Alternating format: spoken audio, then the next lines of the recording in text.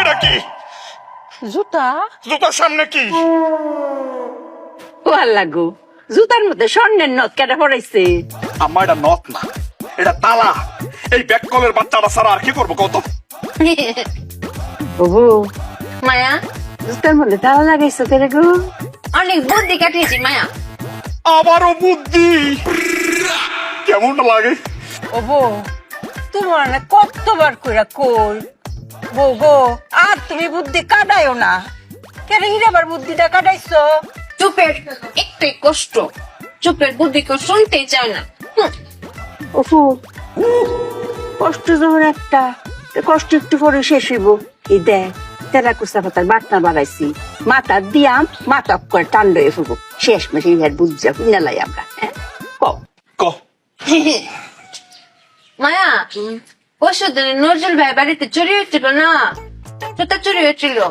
তখন আমি বুদ্ধি কাটিয়ে বের করেছি, এই চোর যদি আমাদের বাড়িতে আসে জুতা চুরি করছে, তখন এই জন্য জুতাতে তালা মেরে রেখেছি। ভালো করেছি না মায়া? ভালো করেছি না স্বামী? বুদ্ধি গো মায়, তুমি অনেক বুদ্ধি কাটাইছো। অঙ্ক তো জুতার লগে লগে তালা যদি লয়ে যায়, তো আমও গেল সালাও গেল, তখন কি করবা? আম চালা না মায়া, জুতা আর তালা। ওই তো এখন জুতা আর তালা গেল, তখন কি হইব? এখানেই তো মায়া বুদ্ধি দিয়ে তব্দে লাগিয়ে ফেলেছি। কি বুদ্ধি শুনবেন? শুনেন, আপনার বুদ্ধি পারবে। স্বামী তুমিও শোনো, এই বুদ্ধিটা ব্যবসায় কাজে লাগিও।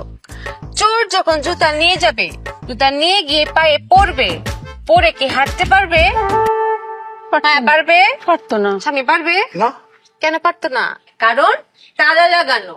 এই তালা তো খুলতে হবে, খোলার জন্য চাবি লাগবে। তখন চোর চাবি খুঁজতে খুঁজতে খুঁজতে খুঁজতে চুপিয়ার কাছে আসবে, এসে বলবে চুপি আপা, চুপি আপা চাবিটা দেন। তখন আমি সই করে চাবিটা বের করবো, এরকম ঘুরিয়ে ঘুরিয়ে বলবো চোর ভাই আসেন চাবিটা নেন, লুক লুক লুক দেখাবো।